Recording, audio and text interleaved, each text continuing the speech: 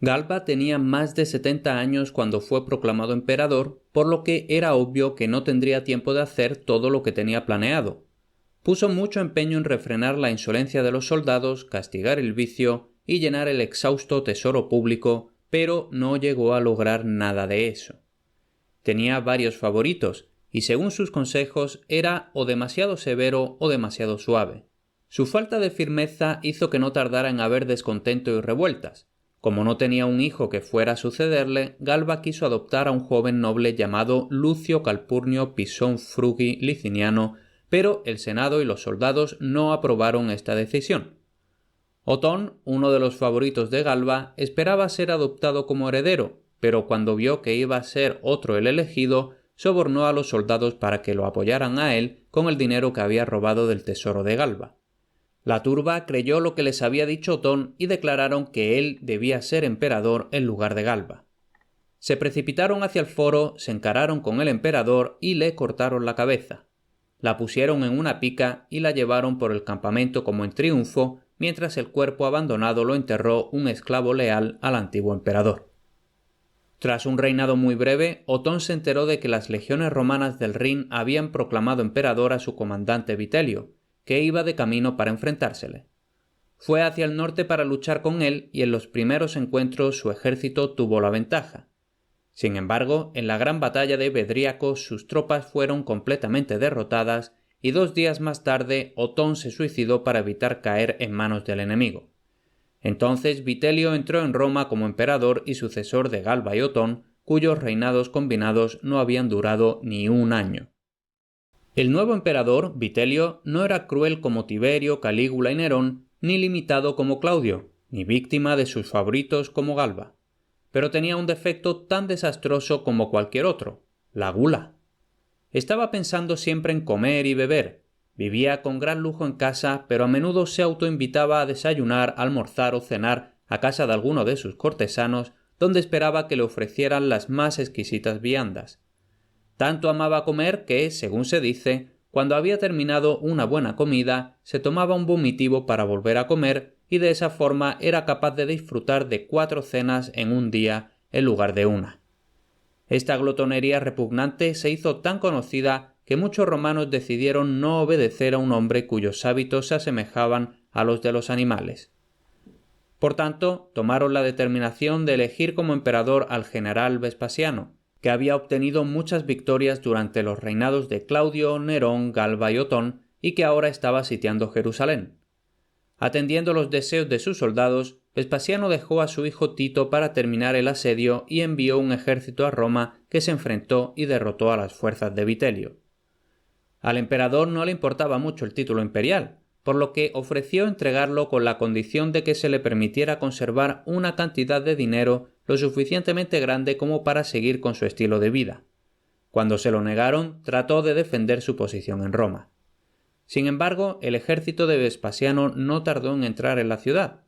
Al principio, Vitelio trató de huir y luego ocultarse, pero los soldados lo encontraron pronto y lo mataron, y entonces arrastraron su cuerpo por las calles y lo tiraron al Tíber. El Senado ratificó la elección del ejército y Vespasiano se hizo emperador de Roma. Aunque había sido alocado en su juventud, Vespasiano ahora fue un gran ejemplo para su pueblo, pues empleaba todo su tiempo preocupándose de su bienestar y tratando de mejorar Roma. También comenzó a construir el Coliseo, el inmenso anfiteatro cuyas ruinas aún pueden verse y donde había asientos para más de 50.000 espectadores. Mientras Vespasiano estaba ocupado en casa, su hijo Tito había tomado el mando del ejército que estaba asediando la ciudad de Jerusalén. Como los profetas habían predicho, aquellos eran tiempos terribles para los judíos. Hubo hambrunas y terremotos y en el cielo se veían extrañas señales.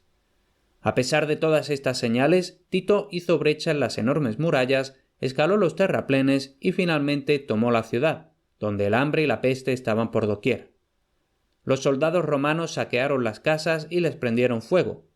Las llamas alcanzaron pronto el hermoso templo construido por Herodes y a pesar de los intentos de Tito por salvarlo, el gran edificio acabó destruido. Entre los lamentos de los judíos, las murallas de la ciudad fueron derribadas y el lugar arrasado. Poco después, como Jesús había predicho, no quedaba una piedra sobre otra. Se dice que 1 millón de judíos murieron durante el terrible asedio y los romanos se llevaron 100.000 prisioneros. A su regreso a Roma, Tito fue honrado con un triunfo. Los libros de la ley y los famosos candelabros de oro del templo de Jerusalén hicieron de trofeos en la procesión. Los romanos también conmemoraron su victoria erigiendo el arco de Tito, que sigue en pie. Los relieves representan a los soldados romanos llevándose el botín y se pueden ver también representaciones de los candelabros de 7 brazos que se llevaron a Roma. Vespasiano reinó 10 años y fue querido por sus súbditos. Enfermó en su casa de campo y murió allí. Incluso cuando se acercaba a su final y estaba demasiado débil como para levantarse, mandó a sus sirvientes que lo pusieran de pie y dijo: «Un emperador ha de morir de pie». Tito, el hijo de Vespasiano, fue recibido con alegría como su sucesor y fue uno de los mejores gobernantes que Roma hubiera visto jamás. Era tan bueno como valiente y se le conoce como uno de los hombres más nobles que haya existido y ejemplo para muchos aún hoy. No tardó en ganarse los corazones del pueblo y mereció el sobrenombre que le dieron, deleite de la raza humana. Honrado y justo, Tito castigaba a los chivatos, falsos testigos y criminales e hizo de ellos ejemplos para los malvados. Pero era muy generoso y cortés y dispuesto a hacer el bien. Cada vez que pasaba un día sin haber ayudado a alguien, exclamaba con lamentaciones: «Amigos, he perdido un día». Los romanos tenían mucha suerte de tener un emperador tan bueno en aquella época, pues ocurrió una gran calamidad que les llenó el corazón de horror. Como dijimos hace tiempo, Espartaco y los esclavos rebeldes huyeron primero al Vesubio. Años más tarde, durante los días de Tito, aquel monte estaba lleno de vegetación y a sus pies había 2 ciudades prósperas llamadas Pompeya y Herculano. Por entonces la gente no tenía miedo de la montaña, porque al contrario que ahora, no era un volcán activo. Pero un día los habitantes empezaron a sentir temblores de tierra, el aire se iba calentando y haciéndose denso, y comenzó a salir humo del cráter, y de repente, con un horrible ruido, hubo una terrible erupción. Salieron volando por los aires rocas rojas y grandes ríos de lava fluían como torrentes colina abajo, y antes de que la gente pudiera escapar, Pompeya y Herculano quedaron enterradas bajo varios metros de cenizas y lava. Murieron miles de personas, incontables casas desaparecieron bajo las emanaciones del volcán y gran parte de la tierra que hasta entonces había sido fértil quedó estéril e improductiva. Plinio el Viejo se había enterado de aquello, por lo que fue hasta el lugar desde Roma para investigar el asunto. Iba en barco y en cuanto vio el humo fue hasta la costa, donde murió poco después asfixiado por los vapores tóxicos del volcán. Unos 1600 años después de que las 2 ciudades quedaran enterradas, un italiano empezó a cavar un pozo en el lugar donde había estado Pompeya. Tras excavar más de 10 metros de profundidad, se encontró con una de las antiguas casas en un excelente estado de conservación. Desde entonces las ruinas se llevan excavando y cada poco tiempo se desentierra algún nuevo edificio lleno de frescos, mosaicos, estatuas y joyas. Las ruinas de Pompeya y Herculano reciben cada año miles de visitantes de todas partes del mundo. Allí se puede ver cómo vivía la gente en los días de los emperadores romanos, ya que todo se ha conservado durante siglos gracias a haber quedado enterrado. La mayoría de las casas grandes de Pompeya tenían un patio central en el que había un gran tanque de agua. Era la parte más fresca de la casa y los niños jugaban alrededor del agua y se metían en ella para refrescarse. Cuando Pompeya quedó destruida, toda Italia se quedó consternada por la terrible catástrofe, pero los romanos pronto encontraron otra causa de alegría gracias a las noticias de las victorias en el extranjero. Se sofocó una revuelta más en Britania, donde la gente cada vez apreciaba más los aportes de la romanización. El buen emperador Tito murió de unas fiebres tras reinar solo unos 2 años. Todo el pueblo lloró su muerte y sintió que difícilmente volvería a ver un gobernante como él. A Tito lo sucedió su hermano Domiciano, que comenzó su reinado de una forma digna de alabanza.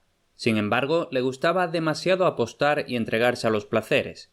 También era holgazán y pronto desterró a los filósofos y matemáticos de Roma, diciendo que una gente tan cansina no tenía ninguna utilidad. Ningún otro emperador dio al pueblo tantos espectáculos. A Domiciano le encantaban las carreras de todos tipos en el circo y los acontecimientos atléticos y pruebas de toda clase.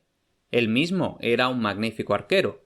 Se enorgullecía tanto de ello que a menudo obligaba a un esclavo a quedarse quieto a cierta distancia de él y entonces disparaba en el espacio que dejaba entre los dedos abiertos.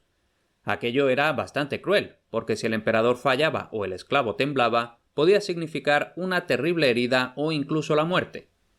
Sin embargo, Domiciano fue cruel en muchas otras cuestiones y se deleitaba matando todo lo que podía.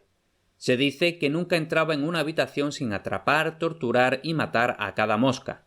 Un día le preguntaron a un esclavo si el emperador estaba solo y respondió: «Sí, no hay ni una mosca con él». La crueldad y vicios de Domiciano crecían cada día de su reinado, e igualmente su vanidad. Como deseaba gozar los honores de un triunfo, hizo una expedición a Germania y volvió a Roma trayendo a sus propios esclavos vestidos como prisioneros. Celoso de la fama de Agrícola, el general que había sometido Britania, Domiciano lo convocó a su casa bajo el pretexto de darle una recompensa. Mientras Agrícola estaba en Roma, los bárbaros del norte efectuaron algunas invasiones y el rey de los dacios infligió una severa derrota al ejército romano. Sin embargo, el emperador tenía tantos celos de su mejor general que hizo que Agrícola se quedara en Roma en lugar de dejar que fuera a obtener más victorias. Tras unos años encontraron al gran general muerto, y nadie pudo saber la causa de su muerte, por lo que todos los romanos creyeron que Domiciano había contratado a alguien para que lo matara. Como Domiciano no era lo suficientemente valiente como para luchar él mismo contra los dacios, lo sobornó para que volvieran a sus tierras. Entonces, al regresar a Roma, hizo que le concedieran un triunfo como si hubiera obtenido una gran victoria. No contento con estos honores, ordenó que los romanos lo veneraran como a un dios y mandó hacer estatuas de oro y plata de sí mismo y colocarlas en los templos. Domiciano nunca era tan feliz como cuando terrorizaba a la gente o les causaba daño. Por tanto, la historia de un extraño banquete que celebró con todos sus amigos no es tan sorprendente. Cuando los invitados llegaron al palacio, los llevaron a una estancia donde todo era negro. Allí los atendieron pequeños sirvientes con las caras, manos y ropas pintadas de negro.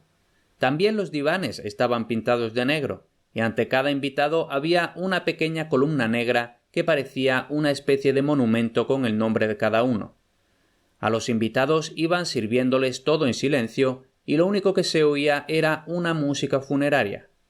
Sabiendo lo cruel y caprichoso que podía ser Domiciano, los invitados pensaron que había llegado su hora y que cuando terminara el banquete acabarían en las manos del verdugo.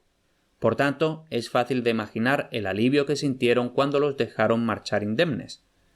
Al día siguiente, los niños que los habían atendido con las caras y manos pintadas de negro fueron ante ellos para entregarle a cada uno la columna con su nombre. Este día ni los niños ni las columnas estaban ya pintadas de negro, y los invitados se sorprendieron al ver que las columnas eran regalos de oro macizo. Algunas de las legiones romanas, disgustadas por tener a un emperador tan poco digno, se rebelaron junto a su general Antonio. Sin embargo, como éste no fue capaz de contentarlas, no lucharon con mucha dedicación por él y sus tropas acabaron completamente derrotadas a la primera ocasión en que se enfrentaron a las legiones que permanecían leales a Domiciano. Aunque los soldados no habían sido capaces de librarse de Domiciano, el cruel reinado del emperador terminó pronto. Se había casado por la fuerza con una mujer, conocida como Domicia. Naturalmente, ella no podía amar a un marido que la había tomado contra su voluntad. Por tanto, Domiciano se cansó de ella y escribió su nombre en las tablillas donde registraba a quién había que ejecutar. Domicia encontró estas tablillas y, al ver su propio nombre entre otros tantos, llevó la lista a 2 pretorianos que también estaban condenados, y así los incitó a asesinar a Domiciano. Bajo el pretexto de revelar una conspiración contra él, estos hombres enviaron a un liberto a las cámaras imperiales. Mientras Domiciano leía con avidez una carta con los nombres de los conspiradores, el liberto sacó repentinamente un puñal que tenía escondido entre sus ropas e hirió mortalmente al emperador. Domiciano cayó mientras pedía ayuda a gritos. La guardia pretoriana acudió corriendo, pero, en lugar de matar al liberto, lo ayudaron a rematar al emperador, que había reinado unos 15 años, pero no había hecho ningún amigo. Los romanos decían que había habido señales y prodigios que vaticinaban la muerte del emperador y que un astrólogo de Éfeso vio el crimen reflejado en los cielos en el mismo momento en que ocurrió.